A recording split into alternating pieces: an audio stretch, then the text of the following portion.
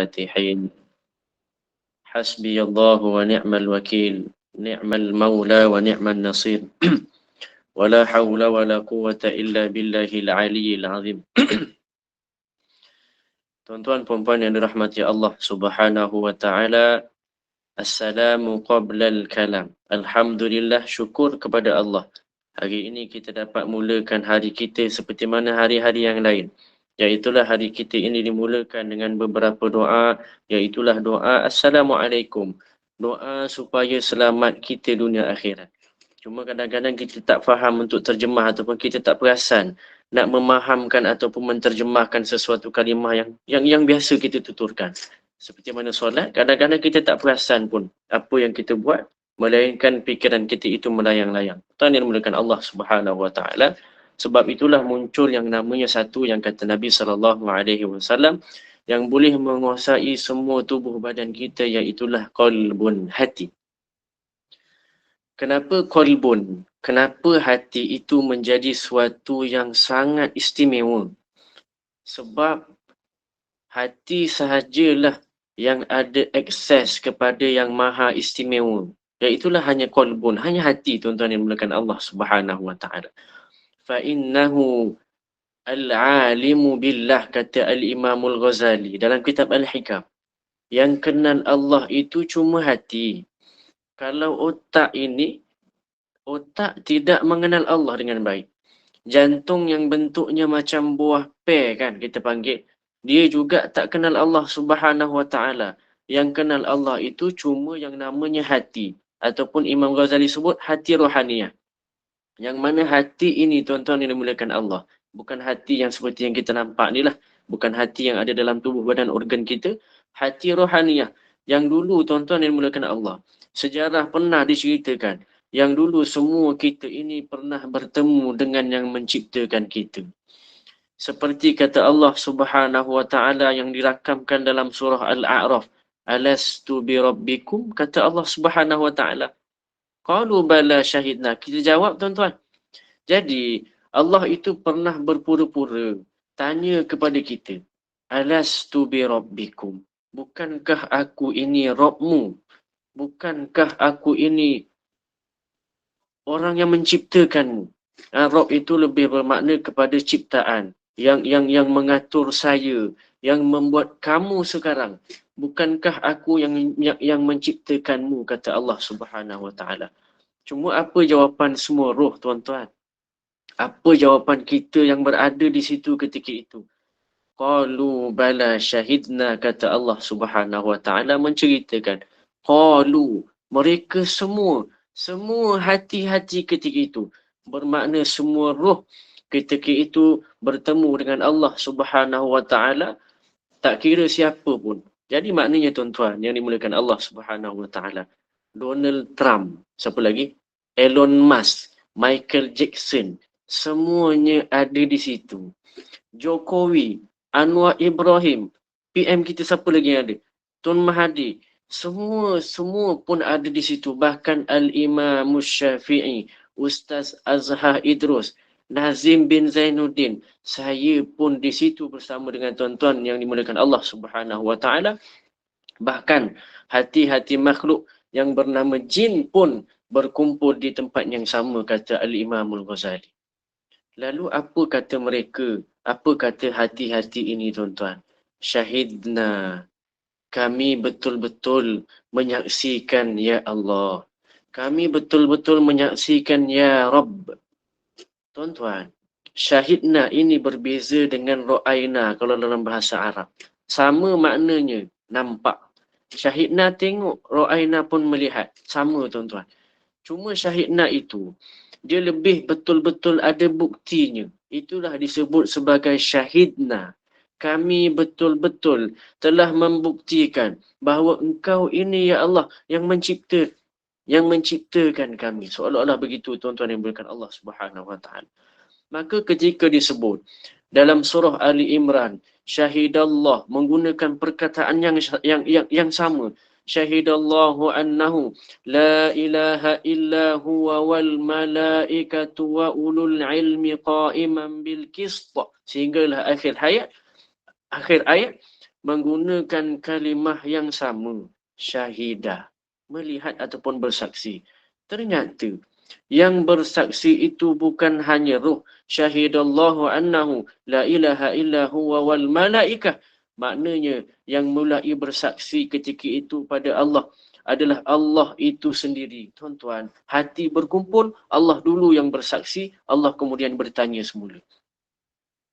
Syahidallahu annahu. Allah bersaksi, kemudiannya malaikat bersaksi, barulah kata Allah Subhanahu wa taala, Allah Subhanahu wa taala sebut, lalu orang-orang yang berilmu pula bersaksi. Cuma siapakah yang berilmu itu ketika itu, tuan-tuan yang dimulakan Allah Subhanahu wa taala? Maka kata Al-Imam Al-Ghazali, itulah qalbun, itulah si hati, hati nurani. Orang yang berilmu itu siapa, tuan-tuan? Orang berilmu itu, tuan-tuan yang dimulakan Allah Subhanahu wa taala. Orang berilmu ketika itu dipanggil qalbun, yang diletakkan persaksiannya itu selepas daripada malaikat. Yang ulama memaknakan orang berilmu itu dengan makna hati, makna qalbun, iaitulah orang yang mengenal Allah.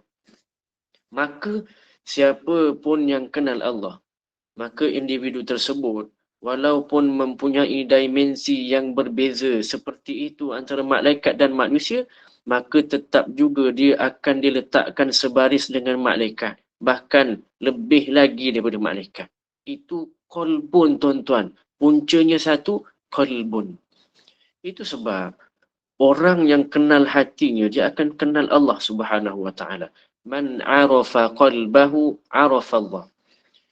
Yang kenal hatinya, kerana hatinya dululah yang pernah bertemu dengan Allah Subhanahu wa taala, maka dia akan lebih kenal dengan Allah melalui apa sahaja panca indera yang hadir pada kita. Tuan-tuan yang dimulakan Allah Subhanahu wa taala.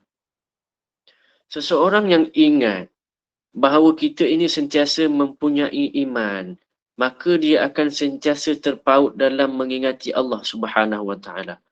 Maka apakah ukuran kita ini dah ingat Allah ke belum? Maka yang diukur adalah perasaan. Tuan-tuan yang dimulakan Allah. Maka ukuran kita ini dah ingat Allah ataupun belum adalah dengan diukur kita ini perasan tak hati itu sentiasa attach dengan tubuh dan kehidupan kita setiap masa.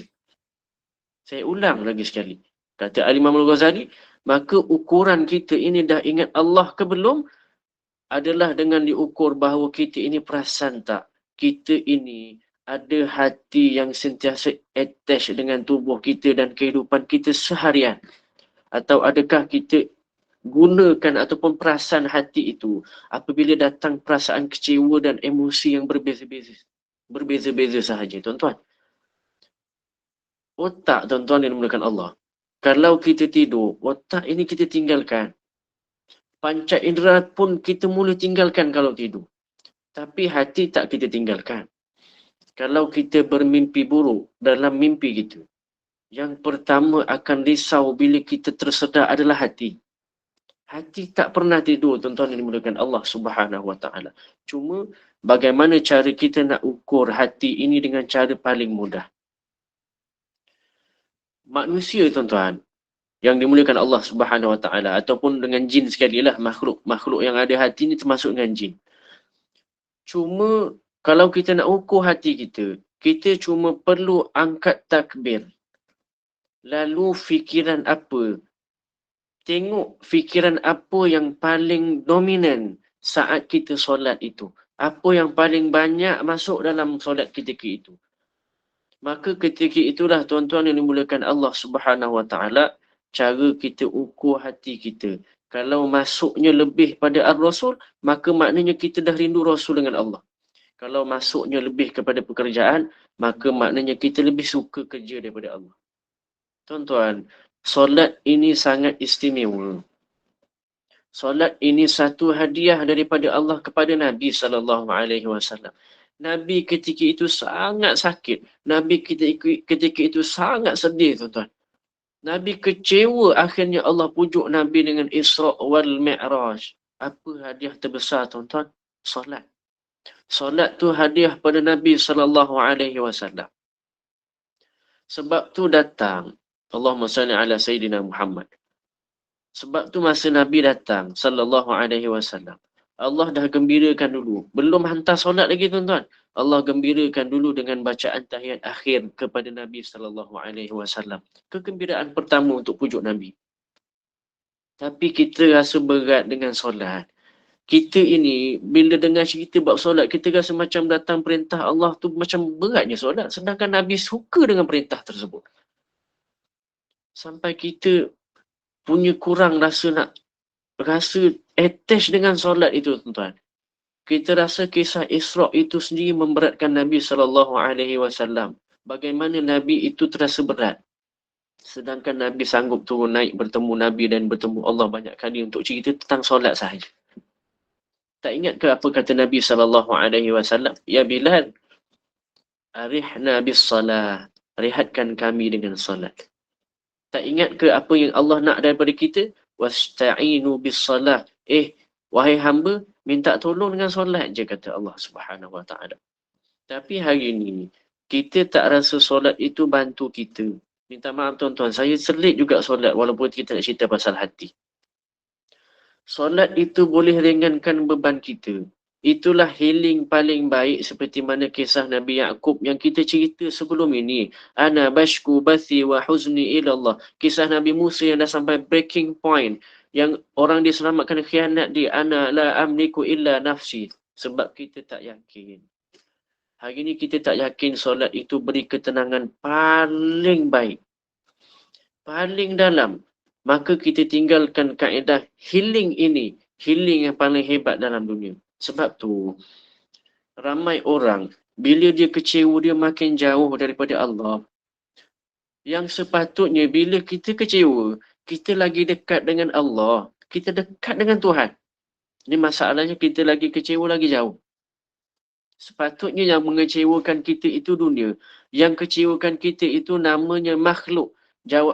Jawatan. Yang kecewakan kita itu manusia. Maka manusia itulah yang patut kita tinggalkan. Bukan yang kecewakan kita itu manusia, tapi yang kita tinggalkan adalah Allah Subhanahu Wa Taala. Tuan-tuan yang dimuliakan Allah Subhanahu Wa Taala. Maka sebab itulah kita perlu ukur hati dengan solat. Fikiran apa yang dominan saat kita solat. Kalau solat itu bergantung ingat kepada pemilik hati, tergantung attach kepada Allah Subhanahu Wa Taala, maka sudah barang tentu individu tersebut sudah mula kenal Allah. Tapi kalau kita duk masih mikir A, B, C, D kalau cikgu tadika, ingat matematik kalau accountant, ingat apa lagi, kaedah aturan lawan kalau bagi pemain catur. Kalau pekerja dah punch card ke belum, tuan-tuan, maka kita saya belum lagi bergantung ingat pada pemilik hati. Macam mana nak elak daripada godaan syaitan, saya akan jawab dalam kuliah yang sama insya-Allah. Ada saya akan selitkan pada akhir insya-Allah. Bukankah solat itu untuk difikirkan? Minta maaf, bukanlah solat itu untuk difikir. Solat itu zikir. Solat, sibuk solat duk mikir. Bukan tuan-tuan. Solat sibuk mikir. Bukan. Solat itu tak memikir. Solat itu zikir. Aqimis salati li dhikri. Aqimis salata li dhikri. Kata Allah Subhanahu Wa Taala dalam surah Taha. Dirikanlah solat untuk mengingat aku. Tapi ayat ini ditambah dengan pernyataan selepasnya. Innani anallah, kata Allah.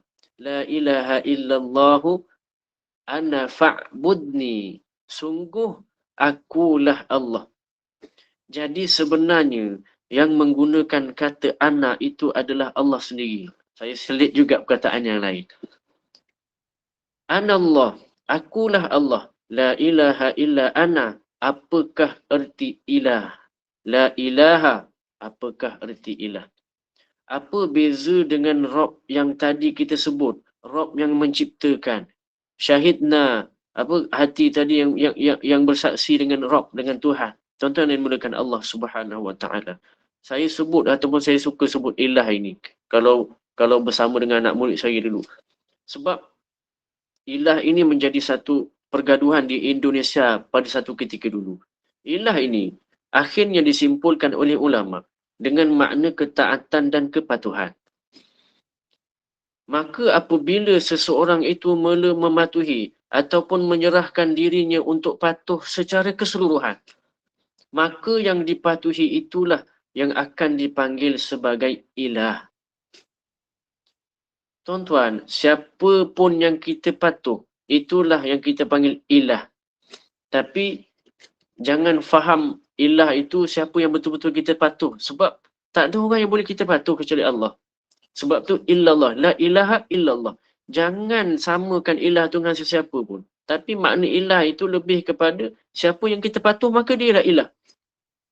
Sebab itu ada orang yang jadikan dunia ini sebagai ilah. Tuhan dia adalah dunia. Tuan-tuan yang dimulakan Allah Subhanahu Wa Taala. Suami bukan ilah. Suami itu bukan ilahun.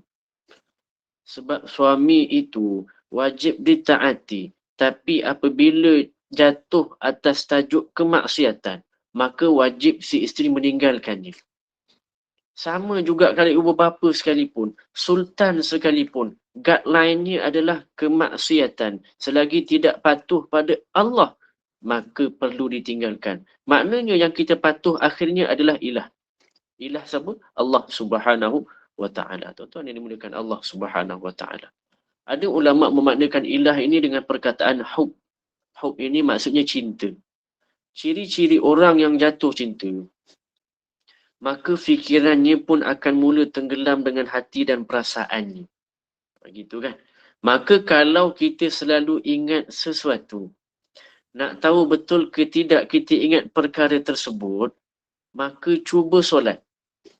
Lebih banyak ingat apa setelah takbir hinggalah salam nanti. Itulah ilah yang ada di dalam qalbun, di dalam hati kita masing-masing. Allah sambung tuan-tuan, la ilaha illa ana. Allah itu pesan seperti pesan kekasih. Janganlah engkau ilah. Janganlah engkau, kita maknakan yang tadi, kalau janganlah engkau taat, janganlah engkau hub, rasa cinta selain Allah, kata Allah. Kalau kita terjemah secara literal, maka cinta dan taat itu lebih bermaksud kepada sembah. Sebab itu ulama akhirnya memaknakan ilah itu dengan perkataan sembah. Sembah itu maksudnya respect, hormat. Beza hormat kita dengan Allah adalah dengan sebab adanya sifat ubudiyah. Sifat memperhambakan diri. Sehingga kita ketepikan semua arahan selain Allah Subhanahu Wa Taala. Nak buat apa pun, yang utama adalah melalui pandangan Al-Quran. Begitu tuan-tuan yang dimulakan Allah Subhanahu Wa Taala. Cuma ada beberapa kelompok, saya sebut tadi, yang terlalu ekstrim menamakan ilah ini. Sehingga mereka ini menolak untuk memaknakan ilah itu dengan makna Tuhan. Marah dia, kita maknakan ilah itu Tuhan. Sehingga di Indonesia pernah satu ketika, perkataan la ilaha illallah itu, perkataan terjemahan, tiada Tuhan melainkan Allah itu, semuanya akan diconteng. Tuhan itu diconteng habis. Dia maknakan tiada ilah melainkan Allah. Tiada ilah melainkan Allah. Tuan-tuan, itu seolah-olah memundurkan terjemahan. Seolah-olah kita patah balik terjemahan. Kalau kita terjemah satu-satu sebiji-sebiji tadi, sampailah maknanya kepada penghambaan. Tuan-tuan yang dimulakan Allah Subhanahu Wa Taala.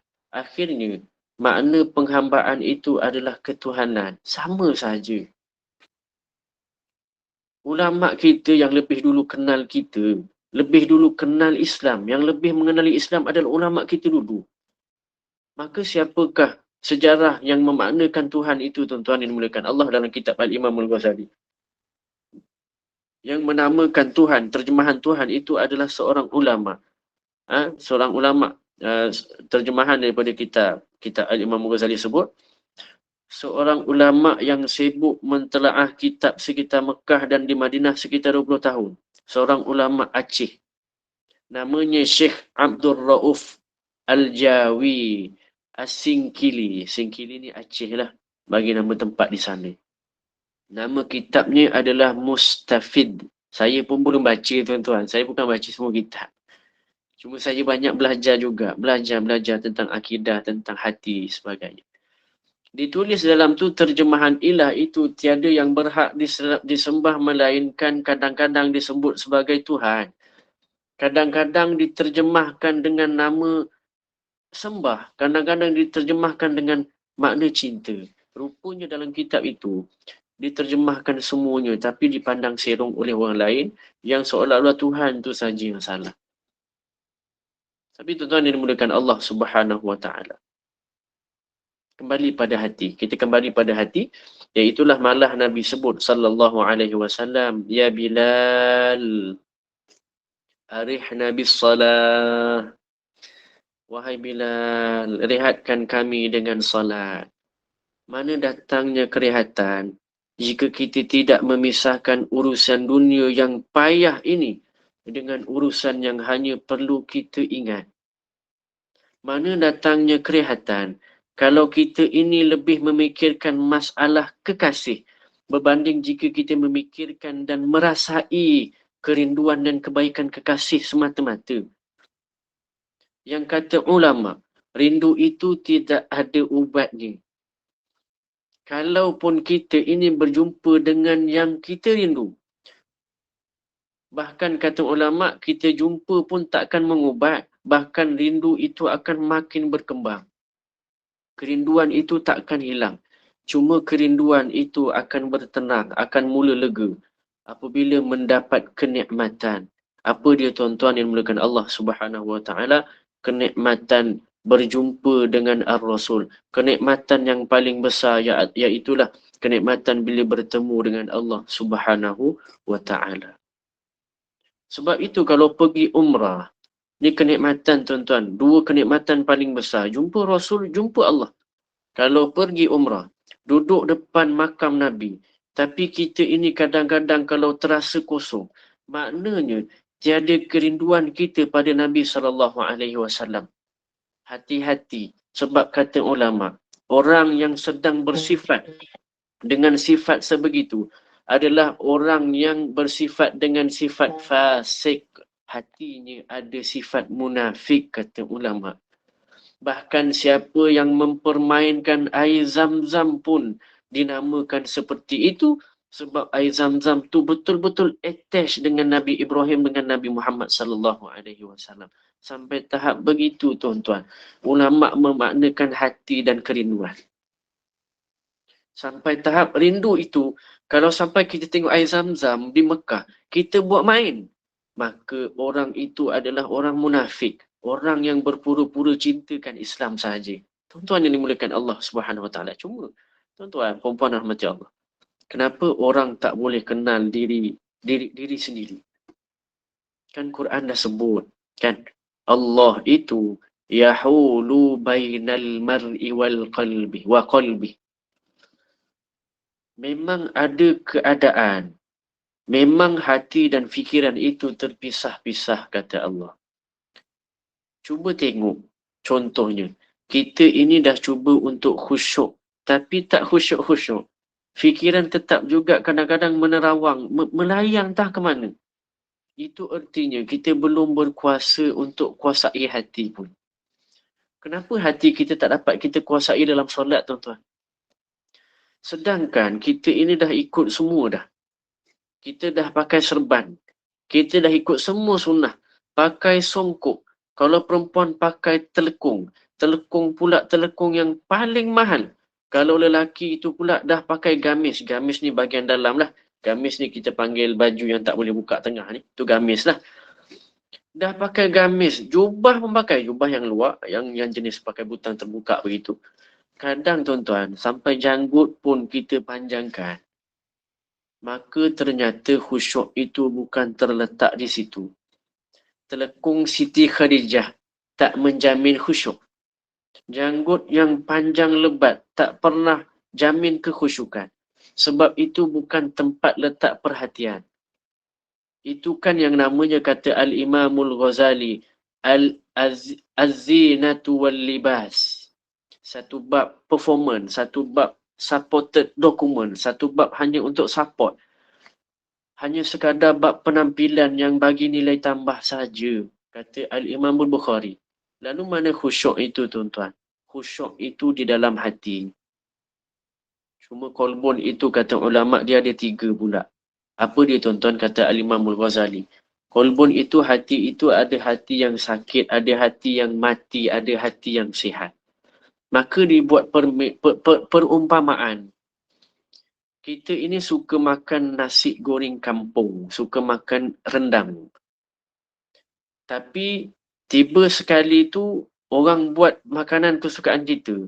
Tapi menyebabkan kita ni muntah, tuan-tuan. Persoalan besar yang Imam Ghazali timbulkan adalah salah makanan atau salah badan kita yang kurang sihat. Ini persoalan-persoalan yang tentang hati, tuan-tuan. Kata Imam Ghazali, tengok diri dulu. Kitalah yang tak sihat, bukan makanan. Jangan salahkan makanannya.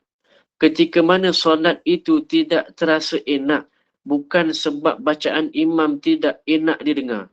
Khusyuk itu bukan dengan suara yang sedap. Khusyuk itu bukan menangis kerana bacaan mendengar bacaan yang merdu sangat.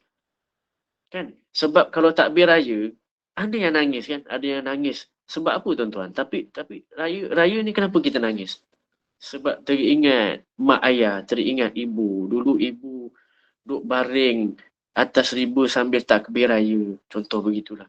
Dulu ibu saya dengar saya bertakbir, suka sangat. Sampai telefon, tolong Jim takbirkan untuk mak. Contoh sebegitu, tuan-tuan.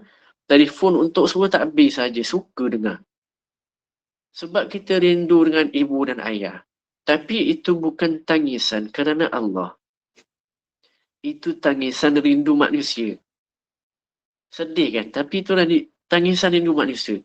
Cuma berita gembiranya adalah tangisan kerinduan manusia itu bermakna tangisan kelembutan hati kita.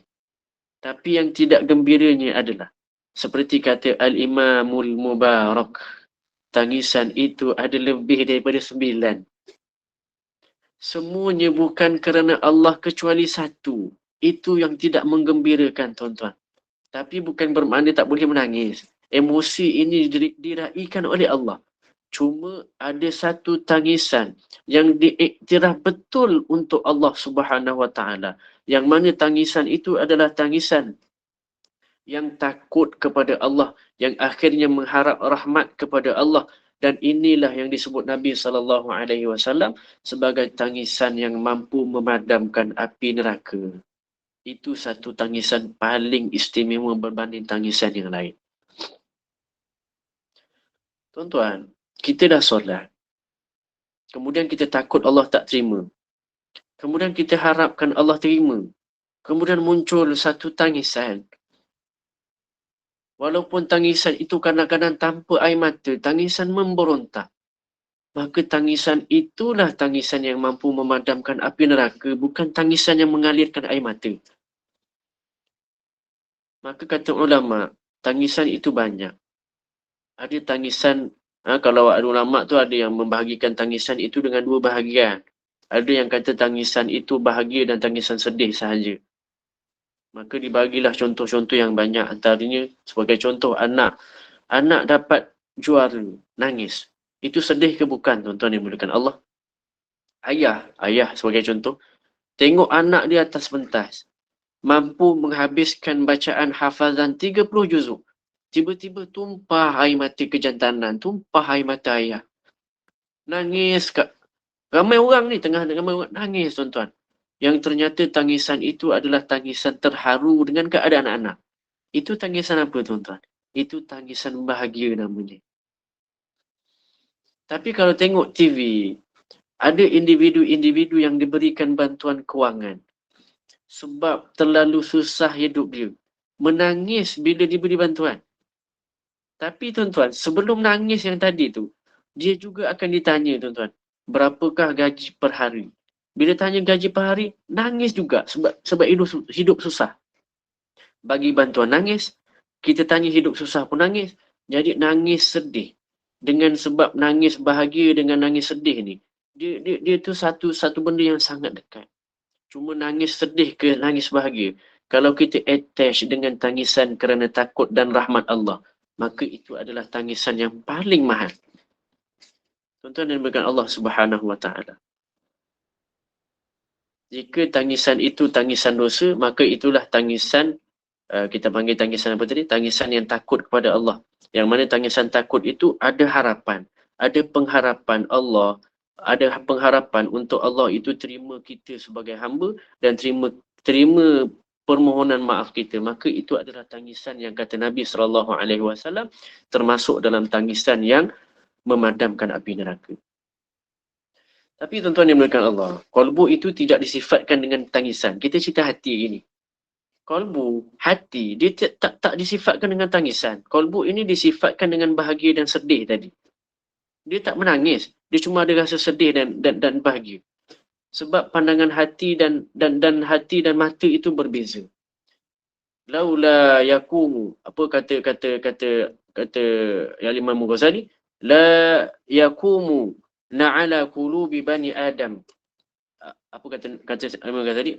Seandainya syaitan itu tidak menutupi hati manusia, la nadharu ila malakutis sama. Kalaulah manusia itu tidak ditutupi hatinya itu dengan syaitan, tentu pandangannya itu akan tembus ke pandangan langit, kata Al-Imam Al-Ghazali. Apa maknanya tuan-tuan? Kalau hati ini telah memberikan haknya, bermula kita duduk di dunia lagi, maka pasti Allah juga akan memberikan hadiah seawal di dunia. Iaitulah hadiahnya apa tuan-tuan? Tembus pandangannya ke malakutis sama. Tembus pandangannya ke arah kerinduannya. Kata Al-Imam Al-Ghazali. Apa tembus kerinduan? Tembus pandang kerinduan. Sebab tu saya sebut tadi, mata dengan hati ini pandangannya sangat berbeza. Hati ini, jika dia sudah mula memandang ke satu arah yang membawa kepada kerinduan kepada Ar-Rasul, kerinduan kepada Allah Subhanahu Wa Taala, maka syaitan akan mula lari daripada hati dia. La nazaru ila malakuti sama, maka satu hadiah daripada Allah adalah menembus kepada pandangan malakuti sama. Kita mampu untuk melihat makhluk-makhluk yang kita panggil makhluk as-sama, makhluk langit. Bukan maknanya kita dibuka penglihatan untuk benda gaib, tuan, tidak. Yang dibuka adalah man ra'ani fil manam faqad ra'ani, kata Nabi SAW. Ini paling mahal dalam dunia. Siapa yang dapat perkara ni, dialah qalbun terbaik. Hati dia dah cukup bersih. Siapa yang nampak aku pada waktu mimpinya, pada waktu tidurnya, kata Nabi SAW, maka itu adalah aku, dia nampak aku. Itu hadiah paling berharga. Sebab hati kita sudah mula menampakkan kerinduan yang teramat sangat. Hati kita dah tembus kerinduan kepada Allah. Tapi ada syarat-syaratnya, tuan-tuan yang dimulakan Allah Subhanahu Wa Taala. Iaitulah hati ini mesti tembus ataupun taat kepada Allah. Seperti taat yang kita cerita mula-mula tadi. Cinta, taat, hambakan betul-betul hati kepada Allah Subhanahu Wa Taala. Siapa yang tenang hatinya, maka pandangannya akan tembus ke langit. Pandangan mana? Pandangan hati tadilah. Iaitulah pandangan hati itu mampu bertaut dengan Ar-Rasul. Sehingga bertautan itu mampu pula Allah beri berjumpa dalam mimpinya, sebab syaitan takkan mampu lagi berlakon jadi Rasul, Ar-Rasul SAW. Tapi persoalannya, kenapa tidur kita tak dapat tengok Rasulullah? Yang kita lihat adalah Myvi, King of Highway. Yang kita lihat adalah rumah. Yang kita lihat adalah Avanza. Tapi tuan-tuan, jangan bersedih dengan mimpi seperti itu. Sedih boleh, kecewa boleh. Memang perlu ada rasa macam, tapi rasa macam Allah kenapa tak diilhamkan ataupun tidak dianugerahkan, memang perlu. Tapi jangan bersedih. Sebab kita juga dalam proses menghilangkan noda, kata ulama. Kita juga dalam proses menghilangkan dosa. Sebab itu Imam Ghazali sebut, manusia itu punya roh, ada roh. Roh itu sejenis dengan malaikat, kata Al-Imam Al-Ghazali. Makanya roh itu adalah makhluk dari langit. Cuma sampai ke sini, sampai ke tubuh saya sebagai contoh, dia jadi pesek-pesek sikit kan, hidung penyek. Kan ada yang handsome macam saya begitu. Gurau tuan-tuan. Ada yang kita panggil kemajuan. Kemajuan apa? Kemajuan perutnya. Kemajuan pipinya. Kenapa berbeza? Sebab ini tubuh. Tubuh ini seperti haiwan. Jadi jangan terlalu bangga dengan tubuh. Yang lelakinya berbangga dengan bentuknya. Berbangga dengan ada bulu dada dan lain-lain. Yang wanitanya berbangga dengan bentuk dan ukurannya. Berbangga dengan ketinggiannya. Maka ketika kita betul-betul jadi manusia, kita bukan hanya uruskan tubuh. Silakan kalau nak ikut fitness, program fitness, silakan.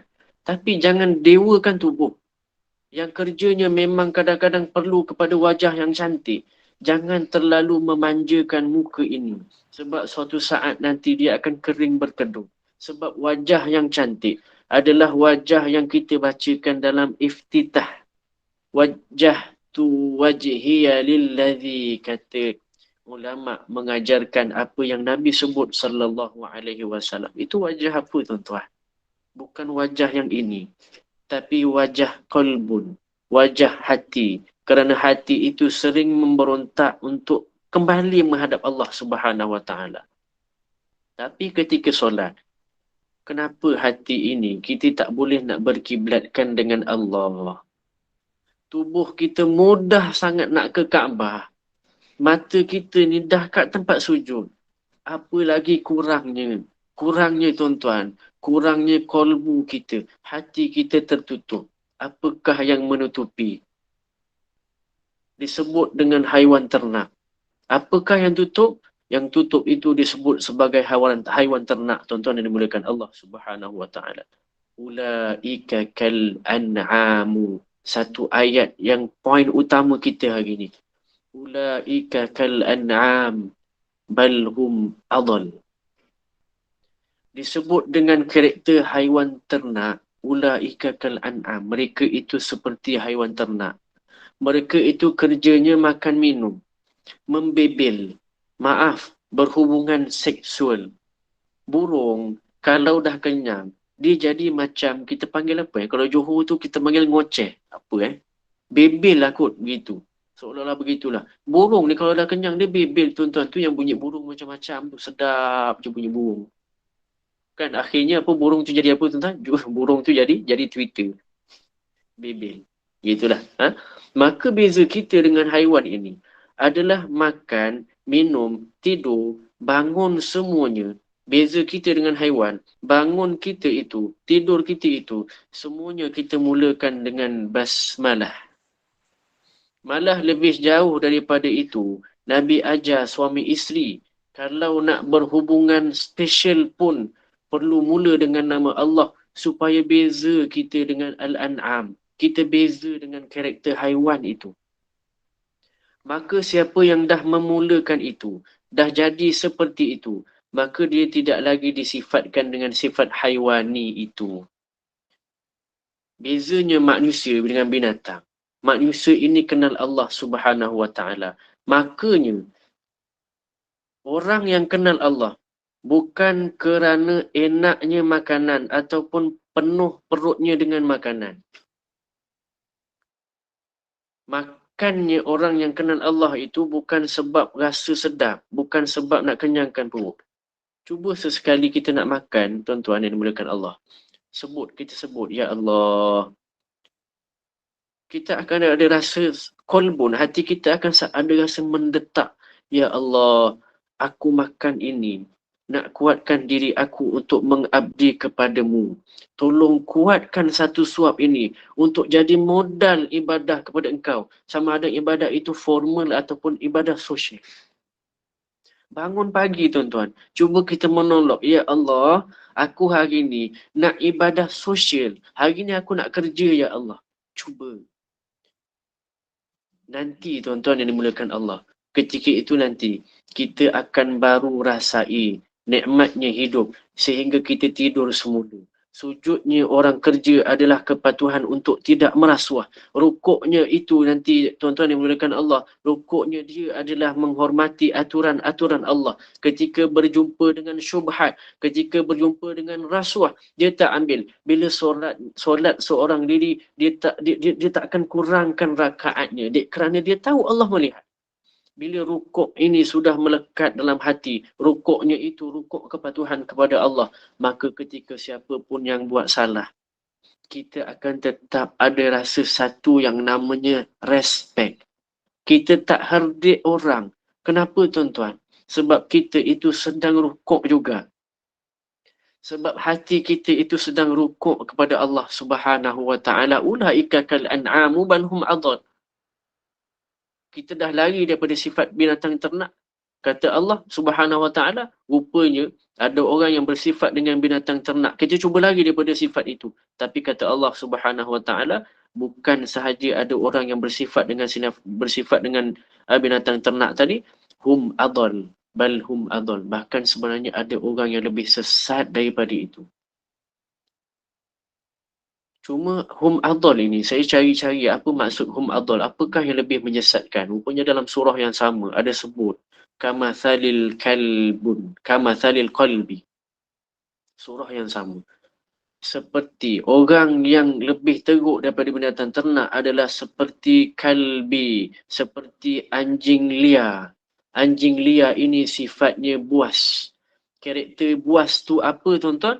Karakternya buas itu bila makannya diambil, dia marah. Bila binatang ataupun orang yang dia suka, dirampas, maka dia akan membunuh. Terlalu emosional, meletakkan emosi melebihi hati nurani. Itulah yang disebut sebagai buas, balhum adal. Buas ini kata Al-Imam Al-Ghazali. Karakter inilah yang menyebabkan terhalangnya satu akses VVIP, satu akses kita kepada Tuhan kita, iaitulah Allah. Maka sebab itulah selepas daripada semua ini tuan-tuan, kolbun ini, maka Allah syariatkan satu perkara untuk kita kembali khusyuk, kembali kepada Allah Subhanahu Wa Taala. Apa dia tuan-tuan? Maka Allah syariatkan satu perkara setahun sekali sahaja. Bahkan untuk umat Muhammad dilebihkan macam-macam perkara, iaitulah Ramadan. Disyariatkan puasa, bukan Ramadan sahaja, segala jenis puasa. Cuma wajib semua orang itu puasa setahun sekali untuk kembalikan hati nuraninya kepada Allah Subhanahu Wa Taala. Maka siapa yang lebih puasanya daripada Ramadan, maka dia lebih kenal Allah. Begitu. Apa yang nak disampaikan oleh Imam Al-Ghazali. Dan dimulakan Allah Subhanahu Wa Taala. Sebab itulah puasa ini dia ada dua jenis. Nah, puasa nanti cuba kita capai puasa yang memujuk hati. Jangan puasa yang menahan lapar seperti binatang. Jangan puasa yang terlebih daripada binatang ternak. Iaitulah bila buka puasa tu kita rasa marah bila orang ambil makanan kita. Jangan jadi buas tuan-tuan. Puasa yang kita nak adalah puasa dua jenis. Iaitulah puasa untuk tak jadi haiwan ternak dan puasa untuk tak jadi haiwan buas pun. Dua-dua kita tak nak. Apa kata Nabi SAW? Idza kana saumu yaumin saumu ahadikum, jika pada hari kamu berpuasa itu ada orang yang ajak qatalah, kata Nabi SAW, ajak bergaduh, au syatamah, ataupun ajak perang mulut, ataupun ajak herdik mengherdik, ataupun ajak main, kalau dulu kecil-kecil main bapak-bapak, bapak kau, bapak ni kan, ejek bapak, ejek ayah, ajak mengherdik, falyakul ana shaim, katakanlah ana shaim, saya berpuasa. Tuan-tuan yang dimulakan Allah Subhanahu Wa Taala. Sebab apa kena sebut begitu tuan-tuan? Sebab puasa ini adalah puasa yang sebenar. Puasa hakikatnya bukanlah puasa yang kita sebut ana shaim, saya berpuasa. Bukan itu yang Nabi nak maksudkan. Bukan bermakna saya puasa itu maknanya saya tengah puasa ni, saya tengah tak boleh makan. Bukan tuan-tuan.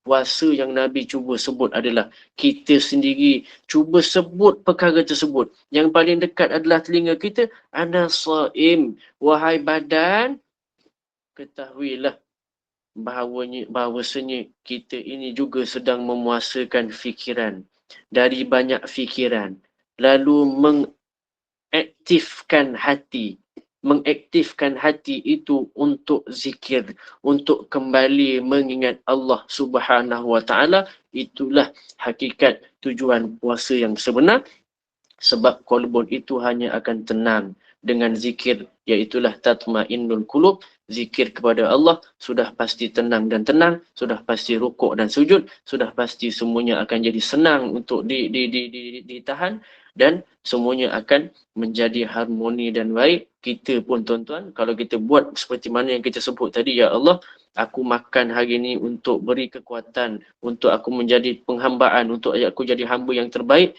Tuan-tuan cuba rasa satu hari tu bila tuan-tuan niat sebegitu, apakah ketenangan ataupun ketenangan apakah yang tuan akan rasa. Tuan-tuan yang dimuliakan Allah Subhanahu Wa Taala, ma ajmala qalbun, itulah secantik-cantik hati. Aqulu qauli hadza wa astaghfirullahal azim li wa lakum. Itu saja yang mampu saya sampaikan hari ini untuk hati, insya-Allah.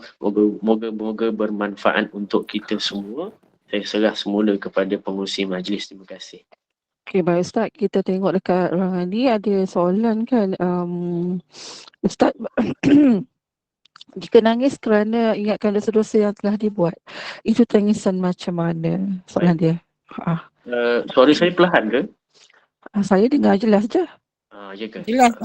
Itu saya rasa jelas. Perlu kuatkan sikit kot saya rasa. Maaf lah. Mungkin nanti ada rakaman, bolehlah kot kalau nak dengar semula. Kalau tangisan kerana ingatkan dosa yang telah dibuat, itu adalah tangisan yang macam mana? Itu yang saya sebut tadilah. Itu adalah tangisan yang boleh mampu memadamkan api neraka. Tangisan yang paling baik adalah tangisan yang apabila kita kembali kepada Allah ataupun kita mula takut kepada Allah Subhanahu Wa Taala. Takut ini jangan maknakan dengan takut saja, tuan-tuan. Dia makna takwa. Takwa ini maknanya tangisan kita itu bukan sekadar tangisan air mata. Tangisan itu tangisan hati kadang-kadang. Bila nak buat sesuatu ataupun kita terbuat sesuatu yang salah. Kita terbuat, bukan sengaja buat, terbuat. Alamak, bangun subuh lambat sebagai contoh.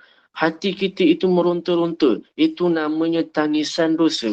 Tangisan itu adalah tangisan ketakutan kepada Allah. Tangisan itu adalah tangisan yang takut kepada Allah, yang akhirnya ada yang namanya dalam ilmu tasawuf itu khaufun warraja. Rasa takut yang kemudiannya akan diiringi dengan ar-raja, dengan pengharapan. Pengharapan apa, tuan-tuan? Pengharapan menghadapkan keampunan Allah. Maka itulah khauf warraja itu, takut, kembali minta harapan. Itulah tangisan yang dimaknakan dengan tangisan yang memadamkan api neraka. Moga-moga terjawab, insya-Allah. Lain soalan, silakan kemukakan.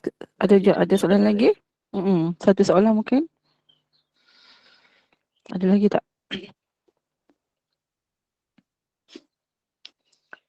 Nampaknya dah tak ada soalan Ustaz, dah jelas semuanya. Baiklah.